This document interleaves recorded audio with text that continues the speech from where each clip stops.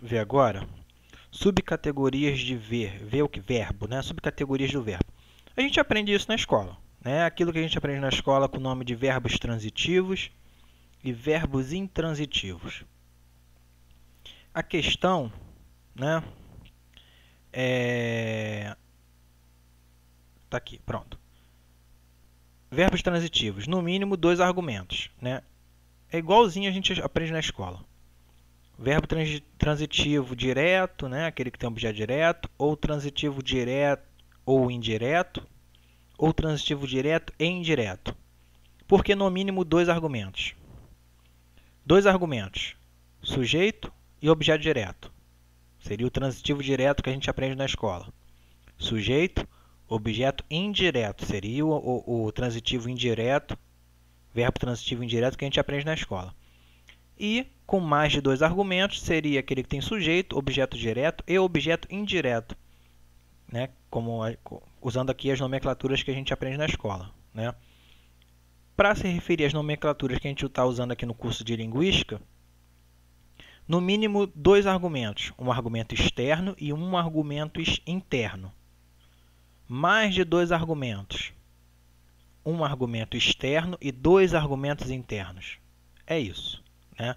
E aí faz aí a correspondência entre a nomenclatura argumento externo, sujeito, argumento interno, objeto, né? Primeiro argumento interno, objeto direto, segundo argumento interno, objeto indireto, quando for os dois ao mesmo tempo, né? Se for um verbo do tipo gostar, você só vai ter o sujeito e o argumento interno vai ser preposicionado, né? Vai ser indireto. Bom, e aí do lado desses verbos transitivos, né? Que na escola a gente aprende com o nome de transitivo direto, transitivo indireto, ou direto e indireto, quando tem os dois ao mesmo tempo. Tem aqueles verbos que a gente aprende na escola com o nome de intransitivo. Viver, sorrir, né? São esses verbos. Só que, em teoria linguística, a gente faz uma separação, porque nem todos os verbos que a gente chama de intransitivo têm o mesmo comportamento, né? Então, em teoria linguística, a gente vai dividir essa classe de verbos que tem um argumento só, né, em verbos inergativos. São aqueles que têm um argumento só, mas esse argumento é externo. E verbos inacusativos, que são aqueles que têm um argumento só, mas esse argumento é interno. Para exemplos de verbos transitivos, eu aconselho que vocês vejam os exemplos de 11 a 17, que está na página 244 da aula 8. 244 e 245. Esses são exemplos de verbos transitivos. Tá? Verbo inergativo. João sorriu. A gente aprende, vou botar logo aqui o outro exemplo. A gente aprende que tanto sorrir quanto chegar, né, lá na escola, tanto sorrir quanto chegar são verbos intransitivos. Ok, agora a gente vai ver isso de uma forma um pouco diferente. Sorrir não tem o mesmo comportamento de chegar, embora ambos tenham apenas um argumento. Por quê? Porque João, no verbo sorrir, é argumento externo. Mas João, no verbo chegar, é argumento interno. Tá?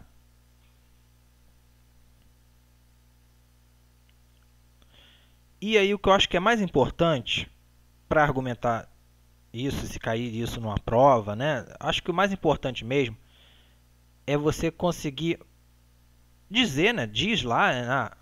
Diz exatamente o que está aqui, né? Mas você tem que exemplificar. Então diz, o verbo negativo é aquele que tem um argumento interno, ele só tem um argumento, mas esse argumento é externo. O inacusativo, ele também só tem um argumento, mas esse argumento é interno. E qual o melhor jeito de você, né, completar uma resposta desse tipo, né, se cai isso na prova, né, qual é a melhor maneira de você não parar por aí e não ficar com metade da questão, né, pontuar a questão inteira? Você vai aplicar o teste. Né, o primeiro teste é o teste do papel temático. Verbos inergativos, né, o sujeito tem papel de agente. João sorriu. Ó, sorrir, ele tá... Lembra do outro vídeo que eu falei que o agente ele realmente executa a ação, né? Ele é ativo para que a ação seja realizada, né? E João chegou é tema. Ele não é agente propriamente da ação de chegar, ele é tema. Pode parecer meio esquisito porque esse sujeito é uma pessoa. Mas se você pensar em a encomenda chegou, que você não tem uma pessoa, mas você tem um objeto, já fica mais visível, né? É mais visível que não é que esse sujeito não tem um papel temático de agente, ele tem um papel temático de tema, né? É só substituir João por encomenda, né? A encomenda chegou. Um outro teste, né? Então, primeiro teste, voltando. Verbo, aqui, ó. Sorrir é inergativo, tá?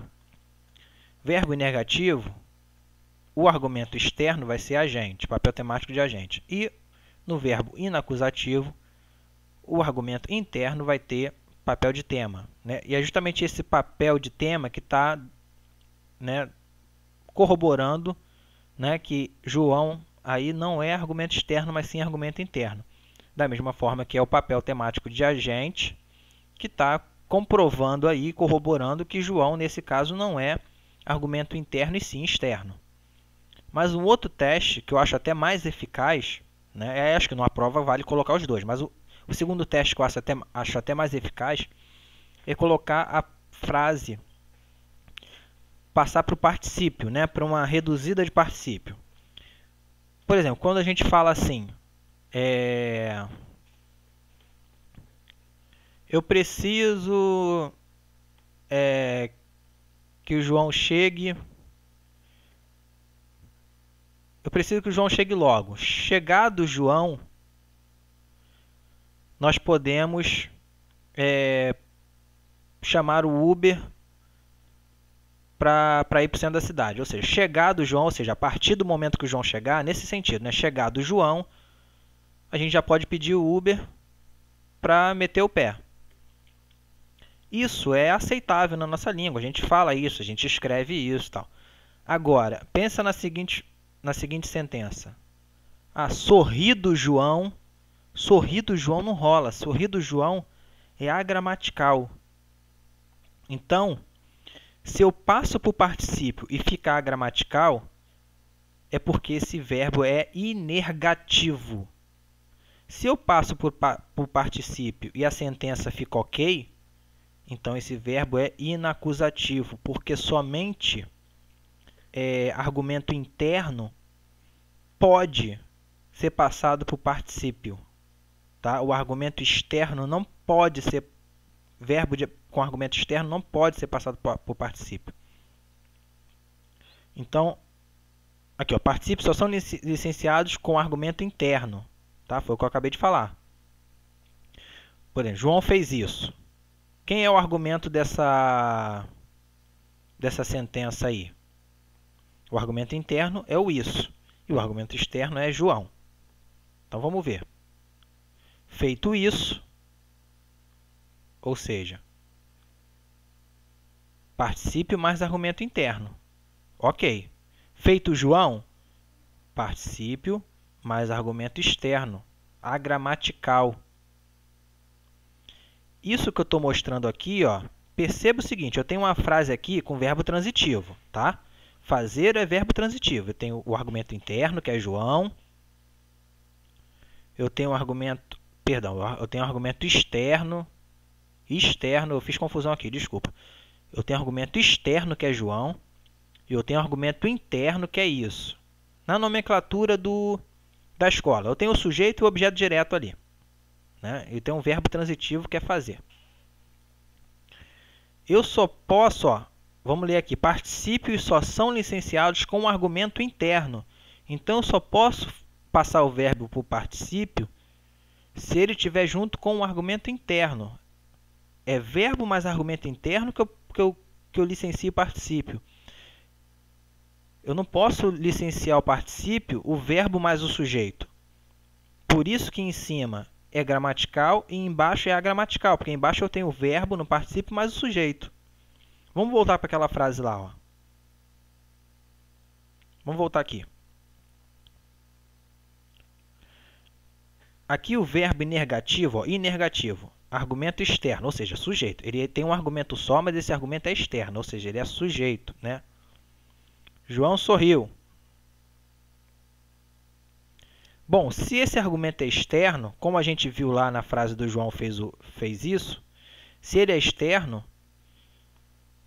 sorrir, mas argumento externo não vai rolar, vai ficar gramatical. Agora, do lado de cá, né, com argumento interno, rola, porque a gente, como a gente viu lá, feito isso, ok, porque isso é argumento interno. Então, é exatamente isso que está acontecendo aqui. Ó. Eu passei para o particípio, ficou a gramatical. Com isso, eu comprovo que João não é argumento interno, mas sim argumento externo. Se ele é argumento externo, isso prova que esse verbo é inergativo. Aqui eu passei para o particípio. Chegado João, ok. Se ficou ok, eu estou comprovando que João aqui não é argumento externo, mas é argumento interno. Porque se fosse externo, isso aqui ficaria agramatical. Chegado João ficaria agramatical se esse João fosse argumento externo. Então, resumindo, né? Se cai uma questão dessa na prova, como é que a gente responde isso? Existem 3 tipos de verbos, né? de subcategorias de verbos. Os transitivos, que tem no mínimo 2 argumentos, né? E aí você mostra lá todos eles, né? Com sujeito e objeto direto, né? Mas aí tenta usar a nomenclatura argumento externo e argumento interno. Então eu estou falando de sujeito e objeto direto só para ficar mais fácil de entender. Um argumento externo e um argumento interno, né? Ou seja, no mínimo 2 argumentos. Ou um argumento externo e 2 internos, né? Que seria o que a gente entende na escola como objeto direto e indireto. Né? Aí dá os exemplos, né? Ok. Então essa é a primeira subcategoria dos verbos transitivos. A segunda subcategoria seria do verbo inergativo. Aí você define, né? Verbo inergativo é aquele que tem um argumento só, mas esse argumento é externo. A terceira subcategoria são a dos verbos inacusativos, que também só tem um argumento, mas esse argumento é interno, ao contrário, né, dos inergativos, cujo argumento é externo. Beleza, definiu, né, mostrou que são 3 subcategorias e definiu cada uma, aí vai, né, para o teste do papel temático e do particípio. Eu aconselho mais o do particípio, porque o do particípio eu acho que é mais fácil para a gente perceber isso. Eu acho que é até meio que infalível, né? Não tem como errar com o teste do particípio. Aí você mostra lá, passou para o particípio. Se a frase ficou agramatical, é porque aquele argumento ali, que está ali, é externo. Se é externo, né, pode até botar, ó, como é que você montaria um texto para isso? Né? Conforme o exemplo, conforme se vê no exemplo, a passagem para o particípio torna a frase agramatical. Isso significa que João é argumento externo. Logo, esse verbo sorrir é um verbo inergativo. Da mesma forma, a gente pode ver que chegado João, a sentença fica gramatical. Isso significa que João, então, é argumento interno, né? Logo, a gente conclui que esse verbo é um verbo inacusativo, né? É isso, é basicamente, monta uma respostinha assim. Então, voltando para finalizar, né, para não ficar também muito repetitivo. Define as 3 categorias, transitivos, inergativos e inacusativos.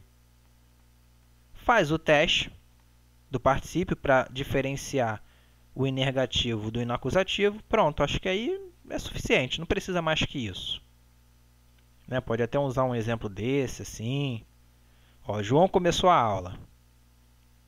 Começada a aula, ok. Né? Começada a aula, João expôs toda a teoria do papel temático.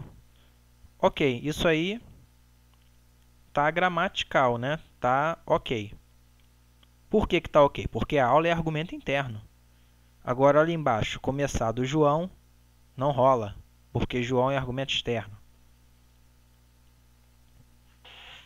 Então, ó, tipos de língua, né? Tem línguas.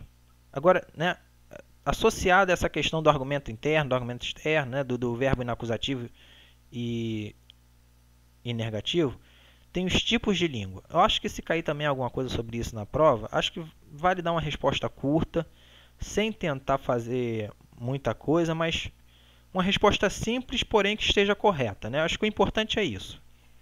É ser simples e correto ao mesmo tempo. São 2 tipos de língua. Línguas do tipo nominativo acusativo. Português, por exemplo, é uma delas. E línguas do tipo ergativo absolutivo. Exemplo basco. O que é uma língua igual ao português? Vamos entender a nominativo acusativo primeiro, porque é o português, porque fica mais fácil para entender. Não importa se o verbo é transitivo, ou seja, se ele tem no mínimo 2 argumentos, ou se ele só é monoargumental, ou seja, mono significa um, né? Ou então não importa se ele só tem um argumento. E aí lembrando que um argumento pode ser tanto o inergativo como o inacusativo, tá? Então não importa se em português, né, em línguas como o português, não importa se o verbo é transitivo ou se ele é monoargumental. Só tem um argumento. O argumento externo vai ser sempre nominativo. Tá? Vai receber sempre o caso nominativo. Ah, mas eu não entendi direito essa coisa de acusativo, inacusativo, perdão, de nominativo, acusativo e tal. Isso, por incrível que pareça, vocês só vão entender mesmo, bem, acho que até um pouco melhor, quando vocês começarem a ter aula de latim. Que aí vocês vão entender realmente o que é nominativo, o que é acusativo, o que é ablativo. Mas para uma resposta de prova, mesmo sem ter entendido muito bem, o que você teria que colocar numa resposta de prova para uma questão dessa? Existem 2 tipos de língua. Nominativo acusativo, ergativo absolutivo. Nominativo acusativo, por exemplo, português. Não importa se o verbo é transitivo, ou seja, pede 2 argumentos, ou se ele é monoargumental, ou seja, perde apenas um argumento. O argumento externo vai receber sempre caso nominativo. Já nas línguas ergativo absolutivo, o caso vai ser diferente a depender do tipo de verbo. Se for verbo transitivo, né, ou seja, aqueles que têm no mínimo 2 argumentos, o argumento externo vai ser ergativo. Já se for um verbo monoargumental, o argumento externo vai ser absolutivo. Então, simplificando, línguas do tipo nominativo acusativo não faz diferença, né? Não atribui caso diferente para o argumento externo, né? A depender do tipo de verbo. Não importa o tipo de verbo, o caso que vai ser atribuído ao argumento externo vai ser sempre o mesmo, nominativo. As línguas do tipo ergativo absolutivo, diferente do português, elas vão fazer a diferença entre verbo transitivo e verbo monoargumental. É basicamente isso, né? Línguas como português, sempre o mesmo caso para o argumento externo, independente do verbo que vai estar ali. Línguas como o basco, dependendo do verbo, o argumento externo vai ter caso diferente. Se for argumento externo, se for verbo transitivo, o argumento externo vai receber caso ergativo. Se for monoargumental, o argumento externo vai receber caso absolutivo. É só isso, tá? É só isso. Ah, mas eu não entendi muito bem. Bota isso, né, na prova, depois a gente conversa e tenta entender isso melhor e tal. Então, ó, isso aqui é basicamente o que eu já falei. Eu vou deixar aqui um tempinho, né? E você dá uma pausa e lê com calma. Isso também está na apostila e tal. Ó, o que é um verbo inacusativo, né? Então, deixa eu ver aqui um negócio. O que é um verbo inacusativo? Se pedir, de repente pedir para definir, né, o que é um verbo inacusativo. Para a gente entender o que é o inacusativo, a gente tem que entender o que é o acusativo. O verbo acusativo é aquele que atribui papel de acusativo para o argumento interno. Mas, João, nem sei o que é acusativo. Acusativo é objeto direto. Tá? Em termos de papel temático, lembra do papel temático? É o argumento interno, ou seja, vai ser tema ou paciente. Lembra dessa correspondência, né? Que a gente não pode fazer, eu disse, né? Frisei que não dava para afirmar categoricamente que o sujeito vai ser sempre experienciador ou agente, mas existe essa tendência. Então, o acusativo a gente interpreta em termos de tendência, uma tendência bem forte, por sinal, né? O acusativo é o objeto direto. E se é objeto direto, qual é a tendência em termos de papel temático? Tema ou paciente. Tá? Por isso, né, que lá naquele teste, vamos voltar aqui rapidinho. Por isso que no teste, né, ó,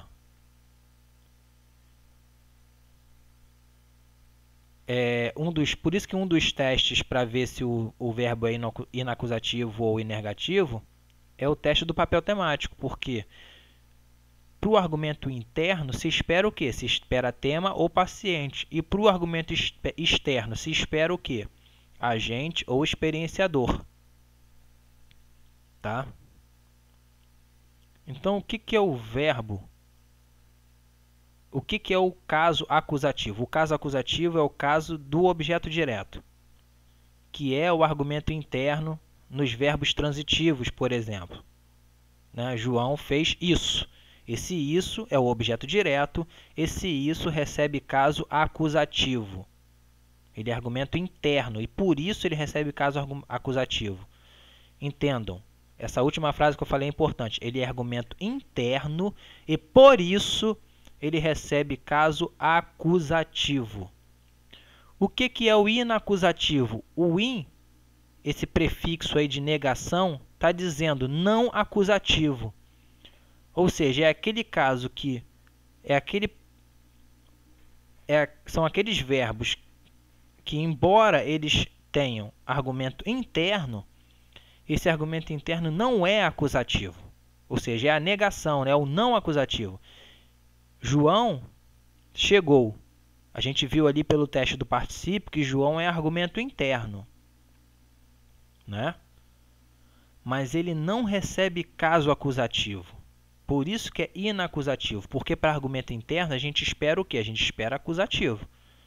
Mas nesse caso aí, ele é interno, mas ele não recebe caso acusativo. Ele recebe caso nominativo. E qual é a prova disso? A prova disso é que se eu for substituir pelo pronome, eu vou ter que usar o pronome reto, que é o pronome nominativo, e não o pronome oblíquo. Ou seja, numa respostinha de prova, né, se eu tiver que definir verbo inacusativo. Definição. Acho que a melhor forma de elaborar uma questão dessa é definição. Verbo inacusativo é aquele verbo que, do jeito que está escrito aqui, ó, não é capaz de marcar caso acusativo para o seu argumento interno. Pronto, definiu? Definiu. Aí você pode até usar o teste do particípio de novo, né, para mostrar que João ali é de fato um argumento interno, né? Acho que isso vai dar um ganho para a tua resposta, vai ficar uma resposta bonita, né? Usa o teste do particípio, ó. João aqui, ó, pelo teste do particípio, a gente comprova que João é argumento interno mesmo, né? Porque se fosse externo, essa frase ficaria gramatical, ficaria uma sentença inexistente na língua portuguesa. Como chegado João, ok, né? É uma sentença que todo mundo faz, todo mundo aceita na língua, a gente comprova que João, nesse caso, é argumento interno. Só que ele é argumento interno, mas não recebe caso acusativo. E a prova disso é que quando eu substituo João por um pronome, esse pronome tem que ser do caso reto e não do caso oblíquo. Ele chegou, ok. O chegou, agramatical, né? Em vez de eu usar o pronome reto ou usar o pronome oblíquo, né? Fica agramatical. Por quê? Porque o pronome reto é um pronome que recebe caso obrigatoriamente nominativo e o oblíquo recebe acusativo, né? Então, se eu coloco o pronome oblíquo que é acusativo e fica gramatical, isso prova que João, na sentença João chegou, de fato não recebe caso acusativo, né? Então, para fechar essa questão aqui, é só escrever, né? Define o que é verbo inacusativo, do jeito que está escrito aqui. Coloca, primeiro passo. Segundo passo, coloca o teste do particípio. E aí você diz assim, o fato, né, dessa sentença ser gramatical prova que João é argumento interno. Terceiro passo. Ele é argumento interno, mas não recebe caso acusativo. Como é que eu provo isso? É só substituir por um pronome pessoal. Se eu substituo por um pronome pessoal, esse pronome pessoal tem que ser reto. Se eu colocar o oblíquo, fica agramatical. Isso prova que João não recebe caso acusativo. Consequentemente, isso prova que esse verbo é inacusativo, ou seja, ele não é capaz de dar caso acusativo. Por isso esse prefixo in de negação. Bom, fui bem repetitivo, né, mas para ficar bem claro mesmo. E aí tem uma observação na página 250, que é o último parágrafo da página 250. Eu aconselho, né, que se leia aí esse último parágrafo da página 50. Inergativo, né? Verbo inergativo é aquele que é incapaz, né, que não marca, não é capaz de marcar caso ergativo. É a mesma coisa, né, do outro. Esse in aí, né, esse prefixo de negação, dizendo que ele não é capaz de marcar ergativo, né?